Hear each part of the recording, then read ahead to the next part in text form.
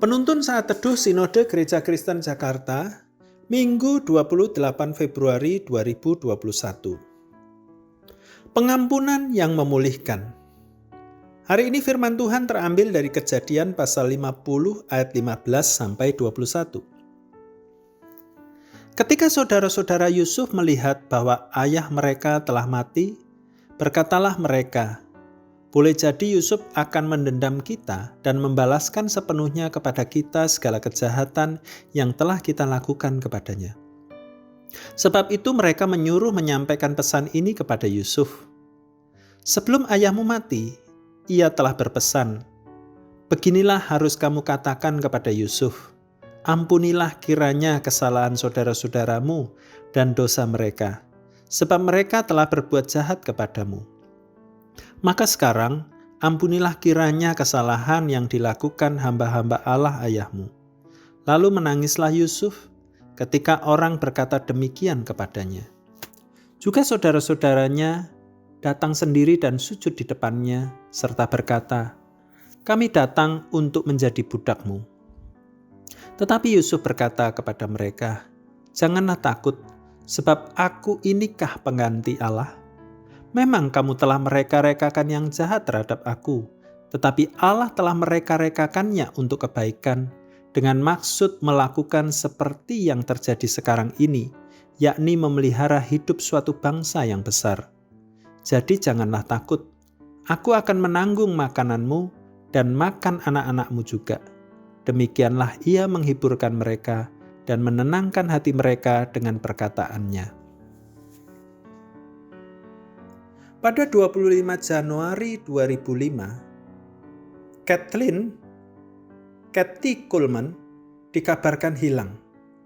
5 hari kemudian jasadnya ditemukan.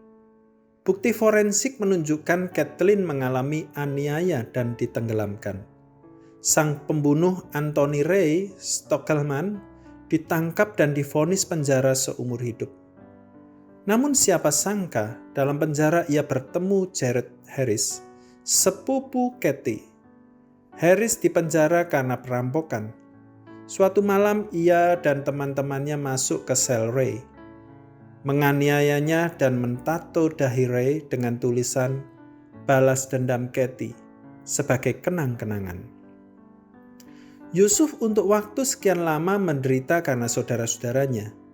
Mereka memperlakukannya sangat tidak manusiawi, memasukkannya dalam sumur yang pengap, menjualnya sebagai budak. Seterusnya Yusuf difitnah dan akhirnya masuk ke dalam penjara. Kesukaran silih berganti dialaminya karena perlakuan saudara-saudaranya. Namun ketika Yusuf menjadi penguasa Mesir dan bertemu saudara-saudaranya, Yusuf tidak membalas perbuatan jahat mereka. Ia mengampuni mereka. Ini luar biasa. Tentu Yusuf memiliki alasan kuat untuk mengampuni saudara-saudaranya. Pertama, karena Yusuf sadar bahwa ia bukanlah Allah. Ia tidak punya hak membalas perbuatan mereka. Ayat 19. Pembalasan adalah hak Allah. Yusuf tidak mau mengambil hak Allah. Kedua, Yusuf melihat penderitaannya dari sudut pandang Allah. Ayat 20. Ia tahu jalan hidupnya yang sulit adalah untuk membuka jalan bagi penyelamatan sebuah bangsa.